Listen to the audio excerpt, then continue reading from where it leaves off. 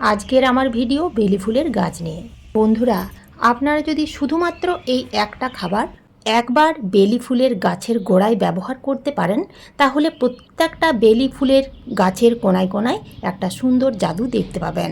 যদি আপনাদের বেলি ফুল গাছের গ্রোথ একেবারেই থেমে গেছে, একেবারে বেলি ফুলের গাছের গ্রোথ সুন্দরভাবে হচ্ছে না, গাছের পাতাগুলো হলুদ হয়ে ঝরে পড়ে যাচ্ছে, গাছে সেই রকম পাতা নেই বললেই চলে, কিংবা আপনাদের বেলি ফুলের গাছের গ্রোথ খুবই সুন্দর আছে, গাছের পাতা ঘন সবুজ আছে, সমস্ত রকম খাবার প্রয়োগ করার পরেও যদি সেই গাছে না কুড়ি আসছে না ফুল ফুটছে, তাহলে আজকে আমি আমার এই ভিডিওতে দেখানো শুধুমাত্র একটা খাবার এই বেলি ফুলের গাছের গোড়ায় দিয়ে দেখুন।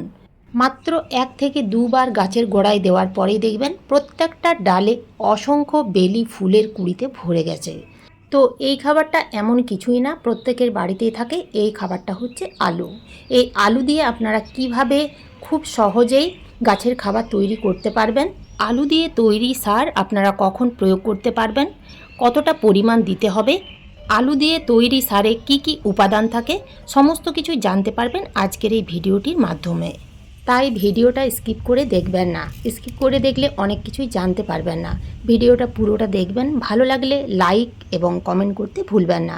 নতুন বন্ধুরা আমার চ্যানেলটিকে সাবস্ক্রাইব করে পাশে থাকার অনুরোধ রইল। নমস্কার বন্ধুরা, আমি সোনালি আর আপনারা দেখছেন সোনালিস গার্ডেন। প্রথমেই জেনে নেওয়া যাক এই আলুর মধ্যে কি কি উপাদান আছে। এই আলুর মধ্যে আছে পটাশিয়াম, ম্যাগনেসিয়াম, আয়রন, ক্যালসিয়ামের মতো প্রয়োজনীয় খনিজ উপাদান। তো আজকে আমি এই আলু দিয়ে জৈব তরল সার তৈরি করে দেখাবো। তো কিভাবে আপনারা তৈরি করবেন। তো প্রথমেই এইরকম একটা আলু নিতে হবে এবং সেই আলু মিক্সিতে ভালো করে পেস্ট করে নিতে হবে। আলুর খোসা ছাড়িয়ে ফেলে দেবেন না, পুরোটাই ঠিক এইভাবে পেস্ট করে নিতে হবে।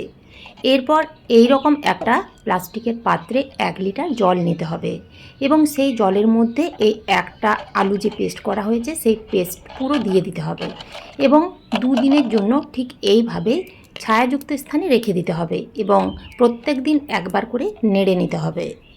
এখন জেনে নেওয়া যাক এই আলু দিয়ে তৈরি তরল জৈব সার ব্যবহার করলে বেলি ফুলের গাছের মাটিতে কি কি উপকার হবে।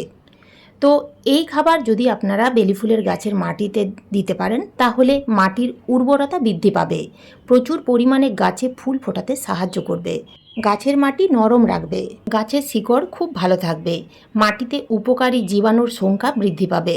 যেহেতু এই খাবারের মধ্যে ফসফরাস, ম্যাগনেসিয়াম, প্রচুর পরিমাণে পটাশিয়াম আছে, সেহেতু এই খাবার গাছের মাটিতে দিলে গাছের মূল গঠন ও ক্লোরোফিল তৈরিতে সাহায্য করবে, কুড়ি ঝরা বন্ধ করবে, প্রচুর পরিমাণে ফুল ফোটাতে সাহায্য করবে।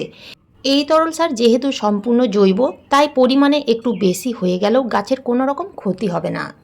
এই জৈব তরল সার আপনারা গাছের মাটিতে কতটা পরিমাণ দিতে পারবেন এবং কতদিন অন্তর দেওয়া যাবে সবই জানতে পারবেন। তার আগে জেনে নেওয়া যাক কয়েকটা গুরুত্বপূর্ণ টিপস।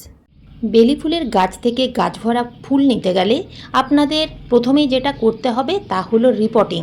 আপনারা যদি ফেব্রুয়ারি মাসে বা মার্চ মাসে বেলি ফুল গাছের রিপোর্টিং না করে থাকেন, তাহলে এখন আপনারা রিপোর্টিং করতে পারেন। আপনারা গাছের মাটিতে যা কিছুই খাবার দিন না কেন, রিপোর্টিং না করলে বেলি ফুলের গাছের গ্রোথ একেবারেই হবে না এবং সেই গাছ থেকে ভালো রকমের ফুল পাওয়া যাবে না। কেননা যদি আপনাদের বেলি ফুলের গাছ ছোট পটে আছে, পুরো শিকড়ে টব ভরে গেছে, তাহলে আপনি আপনার গাছের মাটিতে যা কিছুই খাবার দিন, সেই খাবার গাছ ঠিকমতো গ্রহণ করতে পারবে না। তাই আপনাদের এই সময় গাছের রিপোর্টিং করতেই হবে। 2 নাম্বার যে টিপস আপনাদের ফলো করতে হবে তা হলো গাছগুলোকে কিন্তু ফুল সানলাইটে রাখতে হবে। আপনাদের গাছের গ্রোথ যদি ঠিকমতো না হচ্ছে বা কুড়ি যদি না আসছে, তাহলে গাছগুলোকে এমন জায়গায় রাখুন যেখানে 5 থেকে 6 ঘন্টা সূর্যের ডাইরেক্ট আলো আসে। 3 নাম্বার টিপস হচ্ছে গাছের মাটিতে জল।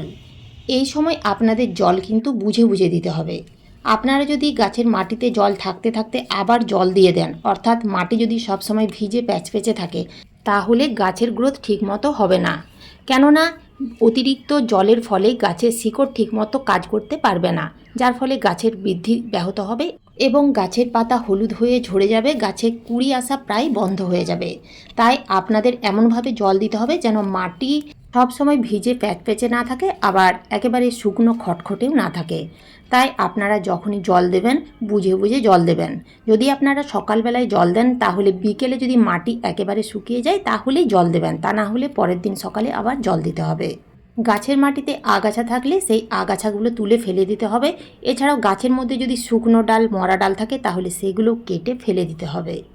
এই টিপসগুলো খুবই ছোট্ট ছোট্ট কিন্তু বেসিক টিপস এবং খুবই গুরুত্বপূর্ণ, তাই এই ছোট্ট ছোট্ট টিপসগুলো আপনাদের ফলো করতেই হবে বেলি ফুল গাছ থেকে প্রচুর পরিমাণে ফুল নেওয়ার জন্য এবং গাছের গ্রোথ সুন্দর করার জন্য।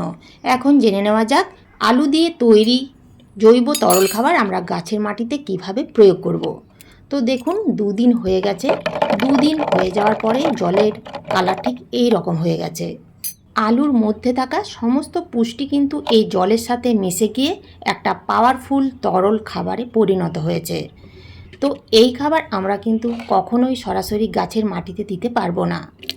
এই তরল খাবার না ছেঁকেও ব্যবহার করা যাবে না। তো এই তরল খাবার আপনারা একটা পাত্রে ভালোভাবে ছেঁকে নেবেন এবং ছেঁকে নেওয়ার পরে 50% প্লেন জল মিশিয়ে নিতে হবে। আমরা যদি ডাইরেক্ট এই খাবার গাছের মাটিতে দিয়ে দিই তাহলে কিন্তু শিকড়ের ক্ষতি হতে পারে। তাই 50% প্লেন জল মিশিয়ে 5 থেকে 6 দিন অন্তর প্রত্যেকটা বেলি ফুল গাছের টবের মাটিতে দিয়ে দিতে হবে। কতটা পরিমাণ দেব? যতটা পরিমাণ আমরা একটা টবের মাটিতে জল প্রয়োগ করি, মোটামুটি 200 থেকে 250 ml পর্যন্ত দেওয়া যাবে। এই খাবার যেহেতু সম্পূর্ণ জৈব তাই একটু কম বেশি হলে কোনো রকম ক্ষতি হবে না।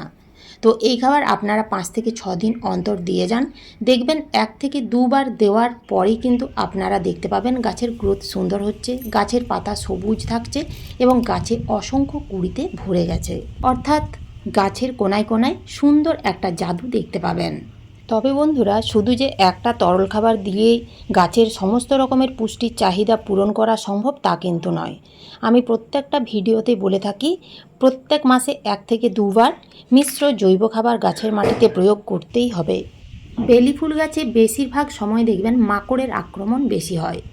তাই মাকড় যদি গাছের মধ্যে থেকে যায় তাহলে সেই গাছে কিন্তু কুঁড়ি আসবে না, আর কুঁড়ি এলেও কিন্তু সেই কুঁড়িগুলো ফুলে পরিণত হওয়ার আগেই ঝরে পড়ে যাবে। তাই আমাদের সেই মাকড় দূর করতে হবে। সেই জন্য আমরা বাজার চলতি সুপার সোনাটা ব্যবহার করতে পারি কিংবা কাকা ব্যবহার করতে পারি।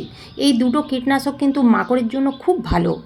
এছাড়াও আপনারা যদি ঘরোয়া সামান্য কিছু উপাদান দিয়ে কীটনাশক তৈরি করে গাছে স্প্রে করতে পারেন তাও খুব ভালো রেজাল্ট পাবেন। যেমন গাছে বেকিং সোডা ব্যবহার করতে পারেন। এই বেকিং সোডা একদিকে যেমন কীটনাশক হিসেবে কাজ করবে, অন্যদিকে তেমনি ছত্রাকনাশক হিসেবেও কাজ করবে। বেলি ফুলের গাছে আপনারা রসুন ব্যবহার করতে পারেন। রসুন দিয়ে আপনারা কিভাবে কীটনাশক তৈরি করবেন এ নিয়ে আমার চ্যানেলের ডিটেলসে ভিডিও দেওয়া আছে, আপনারা প্লেলিস্টে গিয়ে সেই ভিডিও দেখে নিতে পারেন। তো আজ এই পর্যন্তই, ফিরে আসবো অন্য কোনো নতুন ভিডিও নিয়ে। আপনারা সবাই ভালো থাকবেন, সুস্থ থাকবেন। ধন্যবাদ।